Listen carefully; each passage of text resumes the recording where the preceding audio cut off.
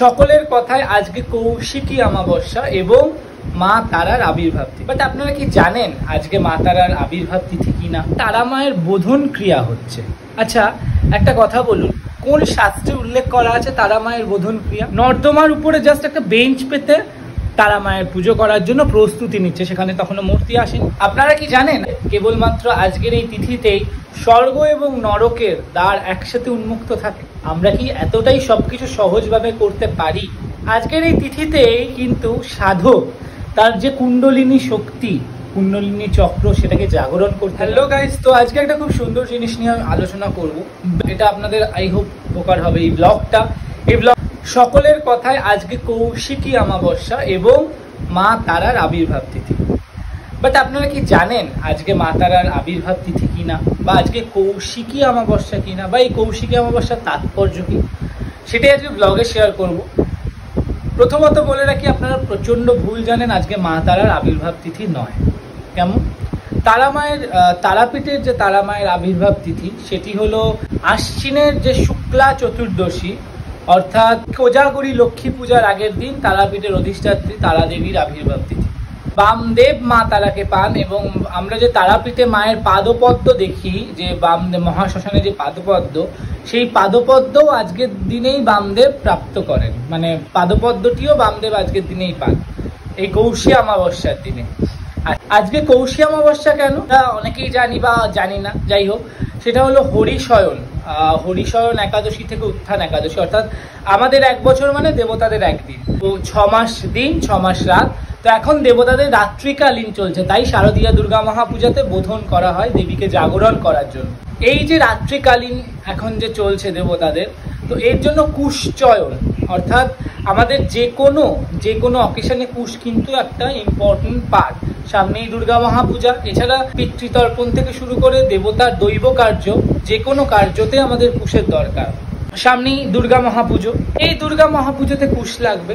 শাস্ত্রে বলা আছে কি, যেহেতু হরিশয়নকালীন কুশ চয়ন করা যায় না, তো তাই একমাত্র এই কৌশিকী অমাবস্যার তিথিতে কুশ চয়নে কোনো দোষ লাগে না, অর্থাৎ কৌশিকী অমাবস্যার দিন কুশ চয়ন করা যায়। ঠিক আছে? আর এই যে এখন যেখানে সেখানে নর্দমার উপরে হচ্ছে কালী পুজো, নর্দমার উপরে হচ্ছে তারা পুজো, আমার এই আপত্তি আছে এই ব্যাপারটা নিয়ে। কেননা এই সকল শক্তি পুজো নিয়ে মানে ছিনিমিনি খেলাটা তো উচিত না। যথাযথ নিয়ম মেনে আমি একটি ভিডিও আপনাদের সাথে শেয়ার করছি, ভিডিওটি আগে দেখুন।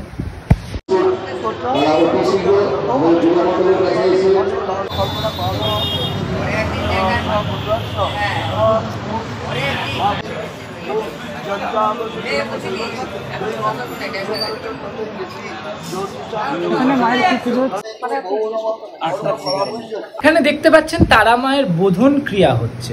আচ্ছা, একটা কথা বলুন, কোন শাস্ত্রে উল্লেখ করা আছে তারা মায়ের বোধন ক্রিয়া? যদি আপনারা জানেন অবশ্যই আমাকে কমেন্টে কিন্তু জানাবেন, কারণ আমি নাও জানতে পারি। আমি যতটুকু জেনেছি কোথাও তারা মায়ের বোধন ক্রিয়া করার কথা উল্লেখ করা নেই, কিন্তু আপনি দেখলেন এই ভিডিওতে বোধন ক্রিয়া গেল 1 নম্বর। দ্বিতীয় নম্বর হলো, আজকাল আমি আগের দিন একটা জায়গায় আস্তে আস্তে দেখলাম, আমি ভিডিওটা করতে ভুলে গেছি কারণ আমার প্রচণ্ড মাথা গরম হয়ে গেছিলো। নর্দমার উপরে জাস্ট একটা বেঞ্চ পেতে তারা মায়ের পুজো করার জন্য প্রস্তুতি নিচ্ছে, সেখানে তখনও মূর্তি আসেনি। তো এই নর্দমার উপরে তারা মায়ের পুজো, এটা কি ঠিক? আমরা খুব একটা ছেলে খেলা বা ছিনিমিনি খেলে ফেলছি না এই দশমহাবিদ্যার দ্বিতীয় বিদ্যা উগ্রতারাকে নিয়ে? বলুন, আপনারা কি জানেন আজকের এই তিথিতে, কেবলমাত্র আজকের এই তিথিতেই স্বর্গ এবং নরকের দ্বার একসাথে উন্মুক্ত থাকে, এবং আজকের এই তিথিতেই সাধক, মানে কেউ যদি যারা তন্ত্র সাধনা করে, আজকাল যদিও ঘরে ঘরে তন্ত্র সাধক, আজকাল ঘরে ঘরে সবাই দীক্ষা দিচ্ছে, আজকাল ঘরে ঘরে সবাই অভিষিক্ত, আমিও অভিষিক্ত, আমি অকপটে স্বীকার করছি। বাট আজকাল ঘরে ঘরে সবাই গুরু হয়ে যাচ্ছে, আজকাল ঘরে ঘরে। আচ্ছা, আপনি জিজ্ঞাসা করুন কাউকে যে কোন পরম্পরা, বলতে পারবে না। আপনি জিজ্ঞাসা করুন ক্রম কি, বলতে পারবে না। আপনি জিজ্ঞাসা করুন মাসে পর্ব করেন, সেটা কি, বলতে পারবেন, অথচ সে অভিষিক্ত। যাই হোক, হয়তো এই ভিডিওটা শুনে অনেকেই আমার উপর রাগ করতে পারেন, অনেকের ক্ষোভ প্রকাশ হতে পারে আমার উপর, বাট ভেবে দেখবেন তো ব্যাপারগুলো কি ঠিক, ব্যাপারগুলো কি এতটাই সহজ? আমরা কি এতটাই সবকিছু সহজভাবে করতে পারি? আমাদের প্রত্যেকের ভুল থাকতে পারে, আমি নিজে প্রচুর ভুল করি, বাট আমি শেখার চেষ্টা করি। আজকাল প্রচুর মানুষ না শিখেই চলে যাচ্ছে গুরু হতে। না শিখেই চলে যাচ্ছে। আমি তো সেদিন শুনলাম একজনকে, সে আজকাল ক্রোম দিচ্ছে। এগুলো তন্ত্রের অনেক ব্যাপার, সেগুলো আমি চাইছি না এত ডিটেল আলোচনা করতে, কারণ আমি নিজেও এখনো শিখছি, আমি নিজেও সম্পূর্ণ জানি না অবশ্যই, তো তাই আলোচনা করতে যাচ্ছি না। আজকের এই তিথিতেই কিন্তু সাধক তার যে কুণ্ডলিনী শক্তি, কুণ্ডলিনী চক্র, সেটাকে জাগরণ করতে পারে। আজকের এই তিথি থেকে বৌদ্ধ ধর্ম মতে তারারাত্রিও বলা হয়। শ্বেতশিমূল বৃক্ষের নিচে বামদেব আজকের এই তিথিতেই কিন্তু সিদ্ধি লাভ করেন খুব অল্প বয়সে, এবং তারা মায়ের দর্শন পান, তারা মায়ের পাদপদ্ম লাভ করে কিন্তু আজকের এই তিথিতে। আজকের এই তিথি কিন্তু মা তারার আবির্ভাব তিথি নয়, তারা দেবীর আবির্ভাব তিথি হলো কোজাগরী লক্ষ্মী পুজোর আগের দিন, আজকে নয়।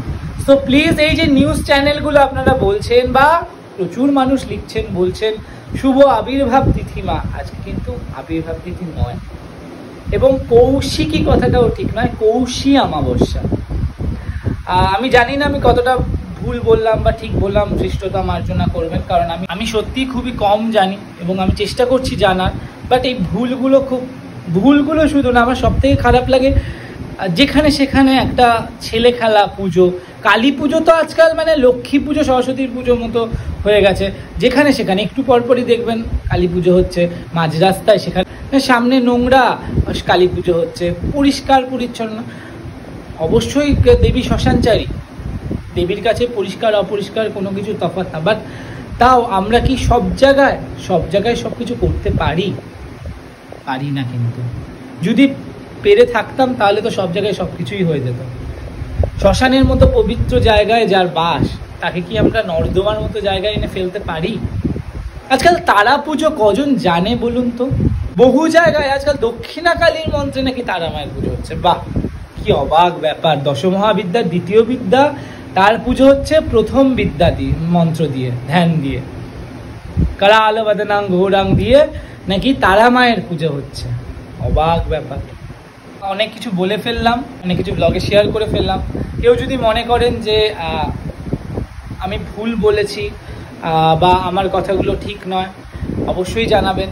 আর কেউ যদি মনে করেন যে না ঠিক বলছি, সেটাও জানাবেন। তো আজকের মতো ব্লগটা এইটুকুই থাক, কারণ বাড়িতে পুজো আছে আজকে, অবশ্যই লাইভ করার চেষ্টা করব, কতটা কি করতে পারবো জানি না, চেষ্টা করব।